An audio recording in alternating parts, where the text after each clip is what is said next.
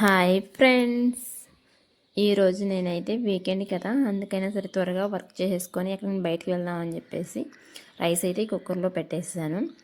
అలాగే టమాటా పప్పు చేద్దామని చెప్పేసి టమాటా పప్పు అయితే వండేసాను.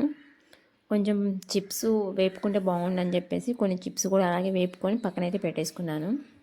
మేము సోమవారం మంగళవారం ప్రతి వీకెండ్ టెంపుల్కి వెళ్తూ ఉంటాం కాబట్టి అలాగే అక్కడ టెంపుల్లో కొట్టిన కొబ్బరికాయలు ఉండిపోతున్నాయి. ఏదైనా స్నాక్స్ చేసుకుంటే బాగుండు అని చెప్పేసి స్నాక్స్కి అయితే చిన్న చిన్న ముక్కలుగా కొబ్బరిని కట్ చేసేసి మిక్సీ జార్లో అయితే మిక్సీకి పడదామని చెప్పేసి మిక్సీ జార్లో అయితే పెట్టేశాను. మిక్సీ అయితే పడుతున్నాను. అలాగే 2 కొబ్బరి చిప్పలకు 1/4 కేజీ బెల్లం అయితే కొంచెం తీసుకున్నాను. బాండీ పెట్టుకొని ఆ బాండీలో మిక్సీ పట్టిన కొబ్బరి తురుము, అలాగే బెల్లం మెత్తగా నల్లకొట్టిన బెల్లాన్ని రెండింటినీ కలిపేసి బాండీలో అయితే పెట్టేసాను. అలా కొంచెం సేపు అలా తిప్పుతూ ఉంటే బాగా బ్రౌనిష్గా రెడ్ కలర్ వచ్చే వరకు అలా ఫ్రై చేస్తూనే ఉండాలి.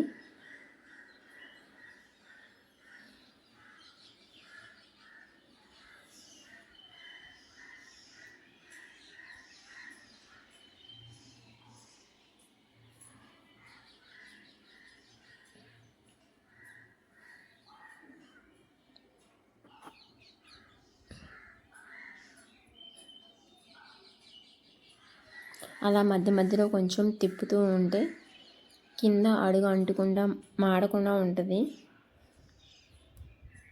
బాగా బ్రౌనిష్ కలర్ వచ్చే వరకు అలా తిప్పుతూనే ఉండాలి. అలా బ్రౌనిష్ కలర్ అయితే వచ్చేసింది. ఇప్పుడైతే గ్యాస్ ఆఫ్ చేసుకొని కాలుతూ ఉంది కాబట్టి వండలు చుట్టానికి కాలుతూ ఉంది కాబట్టి కొంచెంసేపు చూద్దామని చెప్పేసి పక్కన పెట్టేశాను. లాస్ట్ వీక్ వేయించిన సున్నుండల పిండి అయితే ఇంట్లో ఉండిపోయింది. సర్లే చాలా రోజులు అయిపోతుంది కదా అని చెప్పేసి కొంచెం నెయ్యి మినపపిండి కలుపుదామని చెప్పేసి కలుపుతూ ఉన్నాను. పిండి మొత్తం బాగా కలిసేలాగా కలుపుతూ ఉన్నాను. బాగా కలిసాక సున్నుండలు అయితే చూడదామని చెప్పేసి చూడుతూ ఉన్నాను.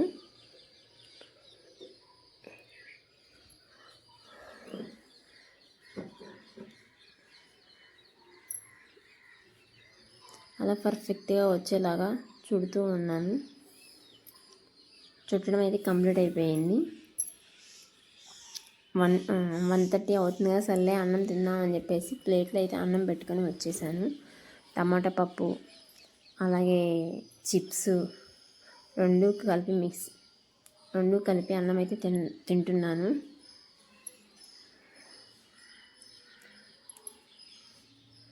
మార్నింగ్ నుంచి అంట్లు అయితే అలా షింక్లో ఫుల్ అయిపోయి ఉన్నాయి. మార్నింగ్ నుంచి అంట్లు అయితే ఈరోజు పని ఆవిడ కూడా రాలేదు. వంటలు అయితే చాలా ఫుల్గా ఉండిపోయినాయి. సర్లే ఈరోజు గ్యాస్ బండ ఆ వాల్ వర్క్ అన్నా క్లీన్ చేద్దామని చెప్పేసి శుభ్రంగా నీట్గా క్లీన్ చేయడం అయితే స్టార్ట్ చేశాను. గ్యాస్ బండ అయితే కడిగి నీట్గా కింద పెట్టేశాను. వాల్ అయితే కడుగుతూ ఉన్నాను.